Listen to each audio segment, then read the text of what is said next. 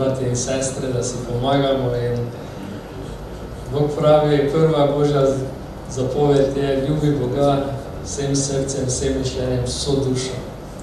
In ko malo razmislimo o tem z vsem mišljenjem, z vsem srcem, vso dušo, je res, če imamo stvari, neke naplake, neke zamere v svojem srcu, težko ljubimo z vsem srcem Gospoda.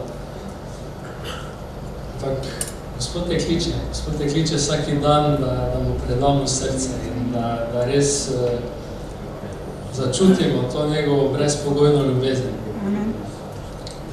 Včasih premalo poznamo principe sovražnika, kako on deluje danes v tem svetu. Ampak Bog ima kontrolo nad vsakim izmed nas. Bog pa je ustvaril človeka po svoji podobnosti in pravi, da smo njegovi ljubljeni otroci, nad katerimi ima veselje. Juda 1, 18 in 19.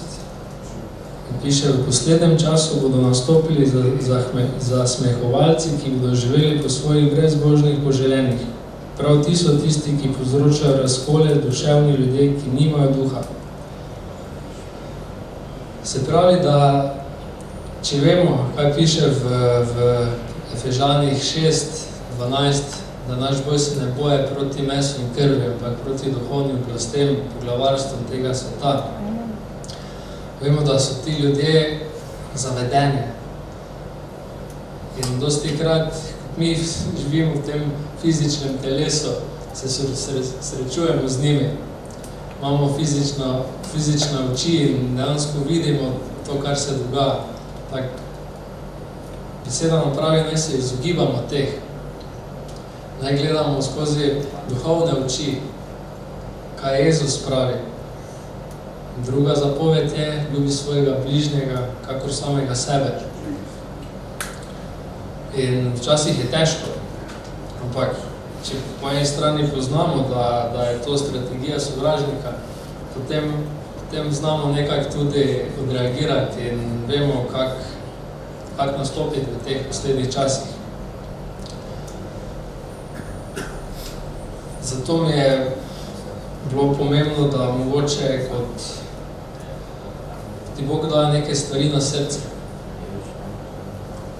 in prije priložnost, da to podeliš. Tako je prej Boštjan govoril, da imamo različne milostne darove. To ni zato, da bi služili sami sebi, ampak dejansko, da služimo cerkvi.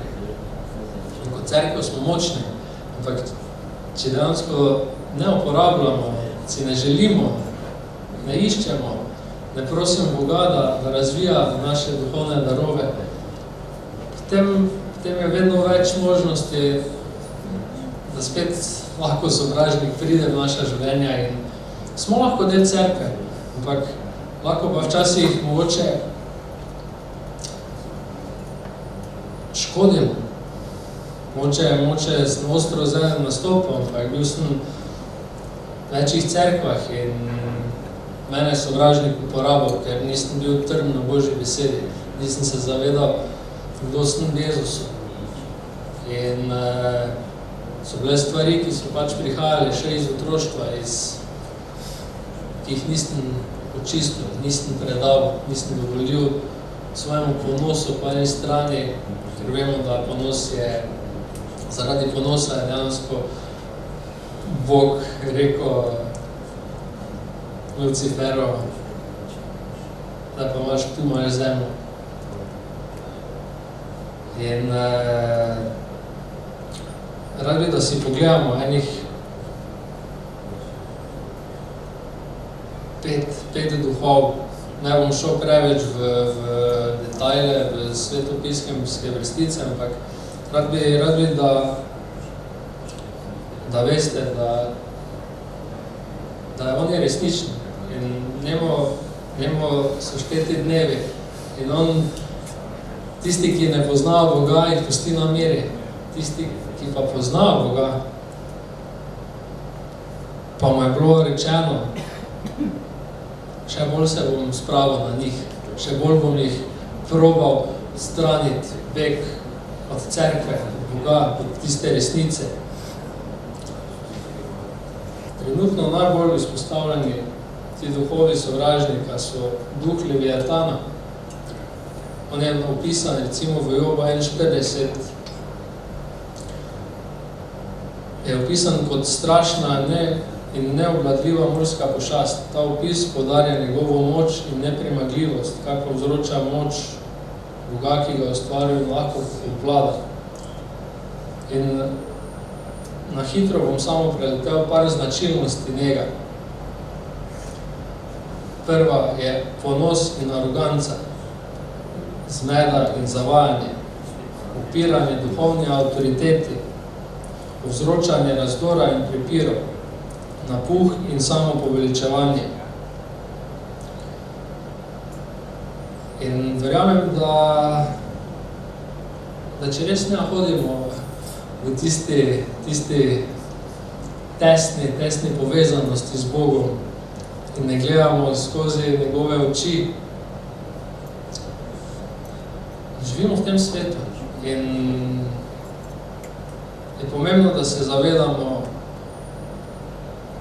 teh zvijač, če smem tako reči, sovražnika. V 1. Korinčanu 11:19 piše, med vami pač morajo biti ločine, da se bodo vami razkrili tisti, ki so preizkušeni. Mislim, da piše to o karakterju vernika, da včasih moramo sami sebi biti iskreni in pošteni, da včasih nosimo ene stvari, ki niso od Boga. In preko se zavemo in se ponižamo pred Gospodom in mu predamo te stvari, bolj bo lahko cerkev danes močna in delovala proti temu, kar se dogaja v svetu. In verjamem, da ko bomo kot cerkev enotni, kot skupnost, bratov in sester, ne samo tu v krščanskem centru, ampak po celi Sloveniji, da stopimo pogumno ven iz tiste cone obdobja in mogoče ene maske, ki jo nosimo že mogoče par let. Ampak pravi on, to je ta milostni čas, to je to leto, ki bo se dogajalo še marsikaj. In verjamemo, moramo verjeti, kaj je Bog obljubil. Da če ga bomo iskali, če ga bomo klicali, bo prišel blizu, po tu. In Bog je obljubil za Slovenijo velike načrte.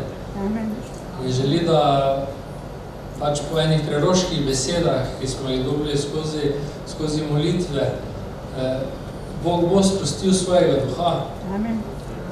Zato pa želi prvo, da smo enotni v njegovi ljubezni. Pa Sveto pismo je že napisano 2000 let nazaj, ampak še vedno isto beremo, isto še pričakujemo Jezusov prihod. In dejansko poslednji časi so se začeli od takrat, ko je Jezus šel v nebesa in je dal avtoriteto svojim učencem in učence poslal in rekel, poznanjajte moje evangelije po vsem stvarstvu. In ko bojo vsi slišali za moj evangelij, mojo veselo novico, takrat bom prišel. Amen. Amen. In pogledamo dajmo pogledati tega drugega, recimo, močnega duha, ki je recimo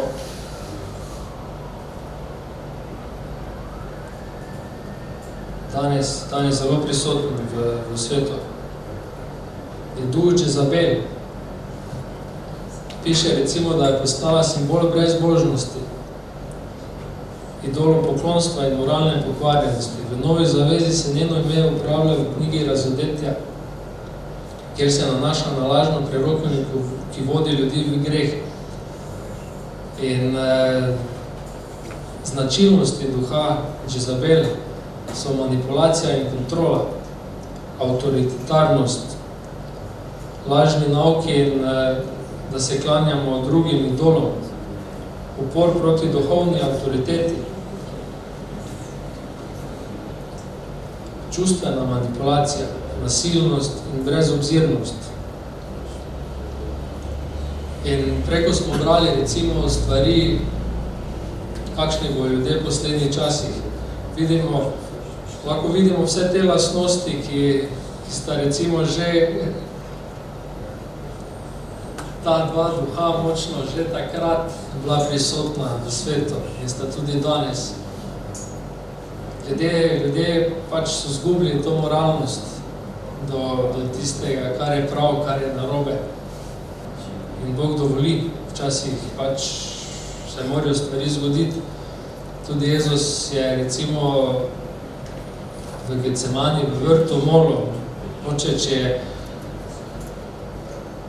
če le možno, naj gre ta kelih mimo mene, ampak naj se zgodi tvoja volja. Amen. Če smo z njim, si rečemo, oče, če je tvoja volja, pošli mene. Vem, da ni lahko, ampak nekjer v Svetem pismu ne piše, da bo lahko.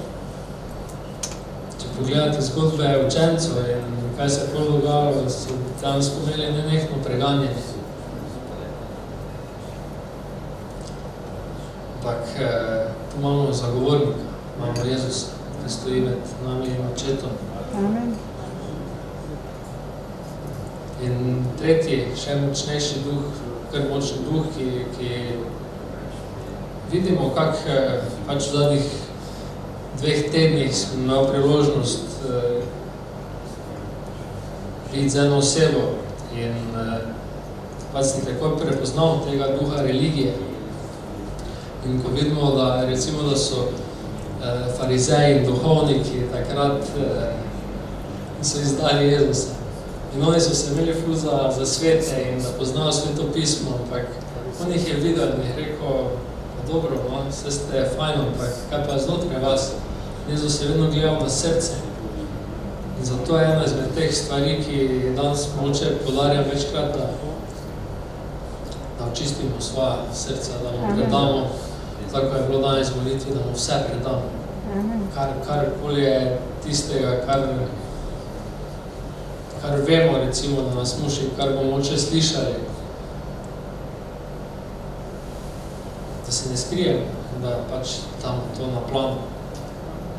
In recimo značilnost tega duha religije so obsojanje in kritičnost, zunanja pobožnost, ponos in samopravičnost, duhovna suhost, strah pred svobodo v Kristusu. Pač povem primer, ki delam kot pripravništvo, v bistvu v enem zavodu, ki imajo posebne potrebe oziroma so čustveno nerazviti. Ampak verjamem, da me je Bog poklical taj in prvi mesec res ni bilo lahko. Ampak vedno sem slišal tisti notranji glas, ti si tu, da si luč. In ko pomislim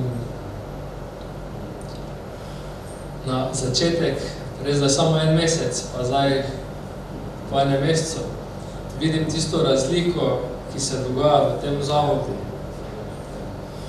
Pa nobenemu ne govorim o Bogu in Jezusu in nič, ampak sem samo tam in se včasih samo dotaknem in probam delovati z njegovo ljubeznijo na te otroke, na te ljudi.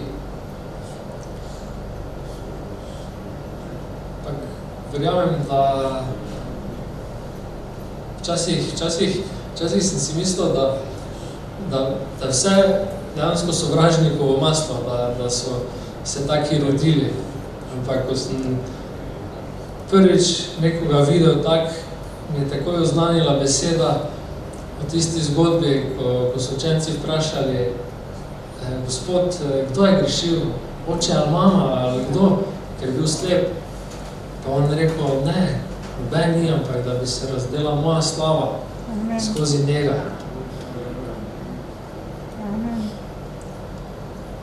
In če vedno verjamem, da se bo razdela njegova slava skozi te otroke, te ljudi, ki so odmaknjeni stran od družbe.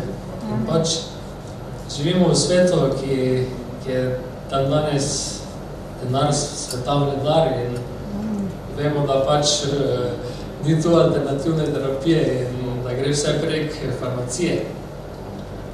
In moramo biti da smo blizu Boga in da čutimo, ko ti reče, daj, naredi, čakaj. Ker rad bi vas ohrabril recimo v tej smeri, da včasih molimo za ljudi in ni rezultata. In si mislimo, kaj delamo narobe. Pa še moramo vedno vztrajati, ali moramo, ne vem, po 5 ur moliti na dan. In ko sem ga včeraj vprašal, Gospod, zakaj se nič ne zgodi včasih? Dosti krat, ko moliš za ljudi, za svoje sodelavce, za prijatelje, za starše, pravi, vsako molitev, ki si jo izrekel, sem slišal. To je tako pomembno, da se zavejamo, koliko ima molitev pravičnega danes moč. Amen. Ker ne vemo, da bo prišel Jezus nazaj. In ne vemo, kje se bojo drugi spotaknili in padli. Ampak, Gospod je rekel, jaz sem te uslišal prvič in bom to storil v svojem času. In dosti krat ne moramo razumeti celega njegovega plana.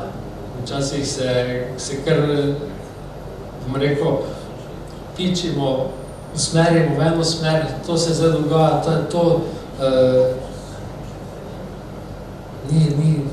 ni vedno tak. In včasih izgubljamo svoje blagoslove, izgubljamo tisto, kar nam je Bog namenil, da služimo. In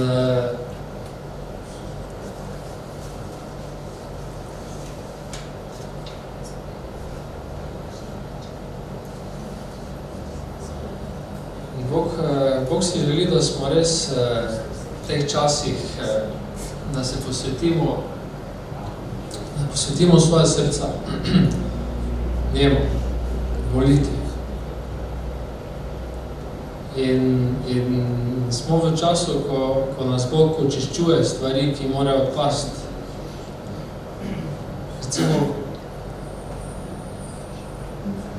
sem si napisal, pazi, na čem gradiš. Amen. In mislim, da je tista prilika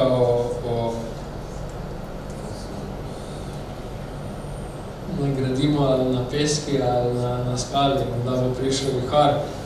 Ampak dnes še mi je dejansko porodila ena beseda v Jakobu 3:17.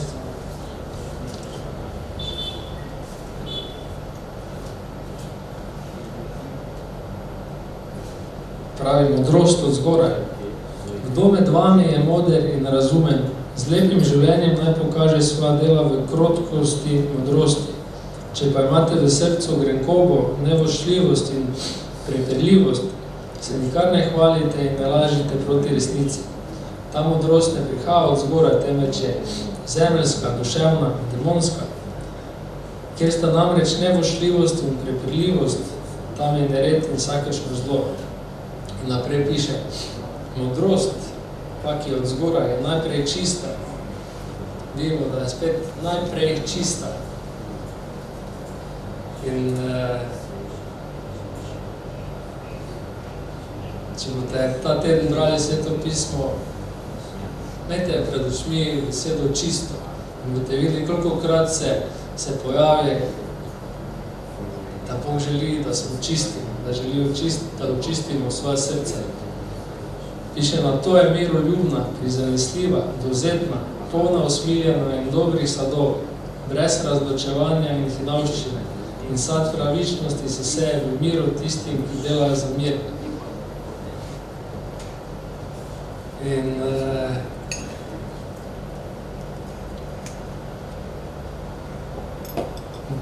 to je v bistvu njegov Božji karakter. Naj gradimo na tej modrosti. Da bomo miroljubni, prizanesljivi, dovzetni, polni usmiljena in dobrih sadov, brez razločevanja in hinavščine. Amen. 3 stvari je dobro, da si moče danes zapomnimo, da kako postanemo osredotočeni na Jezusa. Prvič je, da zbudimo to lakoto po Božji besedi. Ker ena izmed stvari, ko sem se resnično spreobrnil, sem rekel, Bog, rad bi te bolj spoznal. In mi je rekel,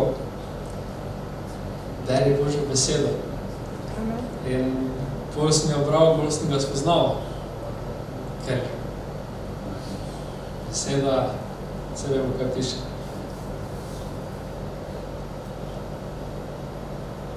Drugič, lakota po slavljenju, čaščenju in oboževanju Jezusa.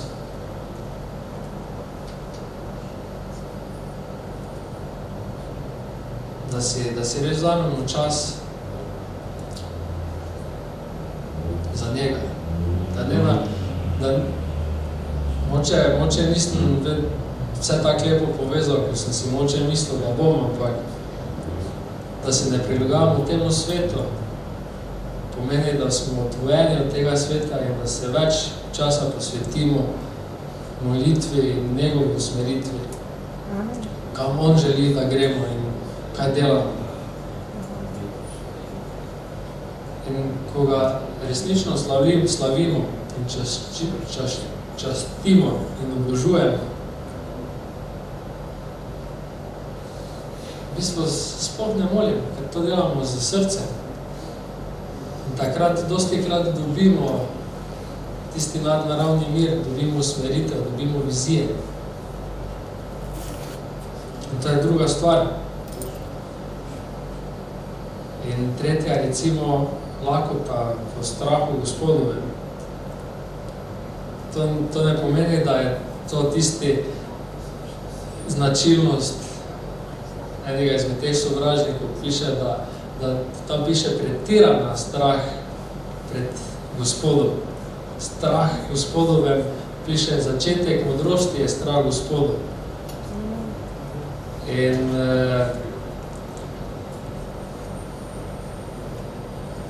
smo občutljivi, on nas vedno želi zaščititi. In pravi, da tikaj se nečistega. Bil je mogoče par dni nazaj, ko sem na sprehodu z psom videl eno vrečkico. Tam je bila not marihuana. In sem se takoj spomnil, wow, včasih sem kadil in mi je bilo kao vredi in sem mislil, wow, to bo fajn, ne, mogoče pa bo. Ampak, kak sem primo tisto vrečkico, se rekel, nočem tega. Ne, jaz nisem več del tega. Jaz ne želim več nič spustiti v sebe, kar ni od Boga. In pol je bilo taka svoboda, taki mir. Si misliš, wow, jaz ne rabim nič več druga ko njega. In ko bomo delali te 3 stvari, takrat se bo naš ogenj do njega začel širiti nas. In danes, ko stopimo skozi cerkev, jutri, ko gremo v službo ali kamorkoli, da si ti na vrsti, narediš, da staneš in žariš kot zvezda v tem izprinjenem svetu. Da se zavedaš, kdo si v njem, da se zavedaš, da si več kot zmagovalec. Da se zavedaš, da v vsako bitko, ki vstopiš, da je že dobljeno. In zaključil bi z Filipijanom 1, 9, 11. Ja, Oče, molim pa tole, naj vaša ljubezen če dalje bolj napreduje v spoznanju in v vsakršnem zaznavanju, da boste znali razlikovati, kaj je boljše in boste tako čisti in neomeniževani za Kristosu dan, izpolnjeni s sadom pravičnosti po Jezusu Kristusu, slavo in hvalo Božjo. Hvala ti, Gospod, da si ti plačal ceno za naše grehe, da si odnesel vse naše bolezni na križ. Gospod, da se zavedamo, da si ti vedno z nami, da se zavedamo tvoje brezpogojne ljubezni in da si nam dal zapoved, da nas nikoli ne zapustil in da si vedno z nami.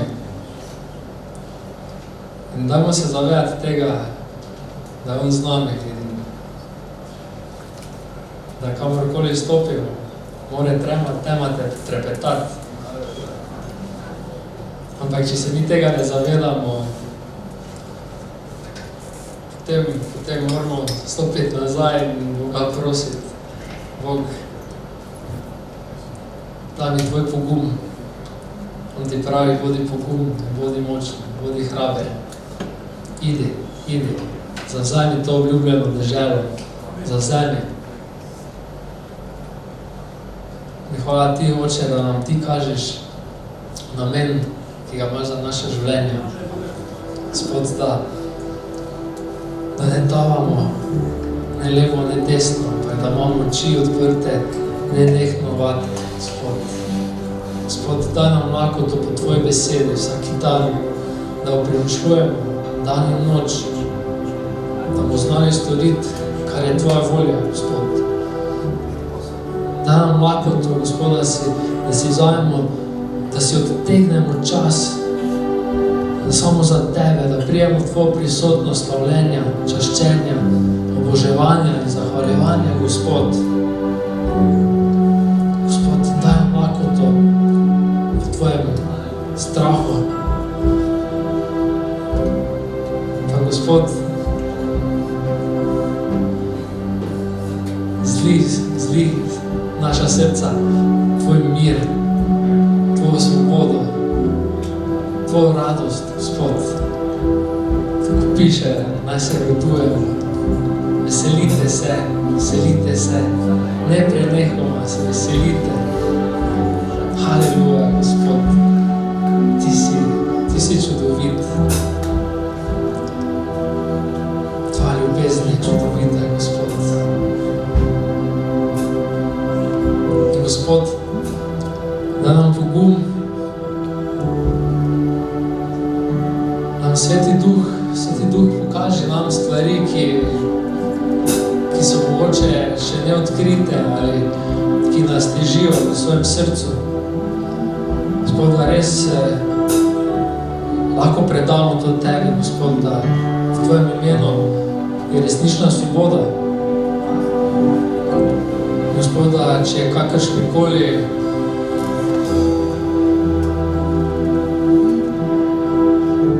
ponos,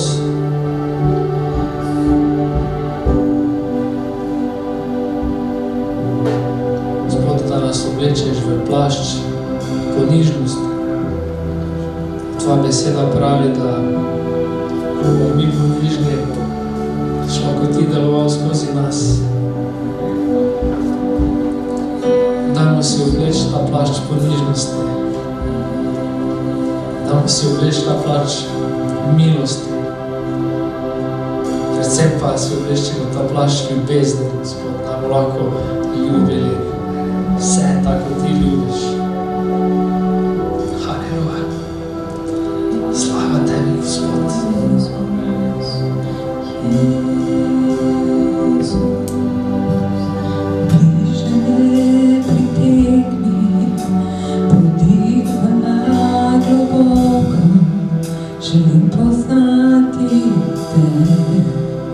Želim poznati te, tvoje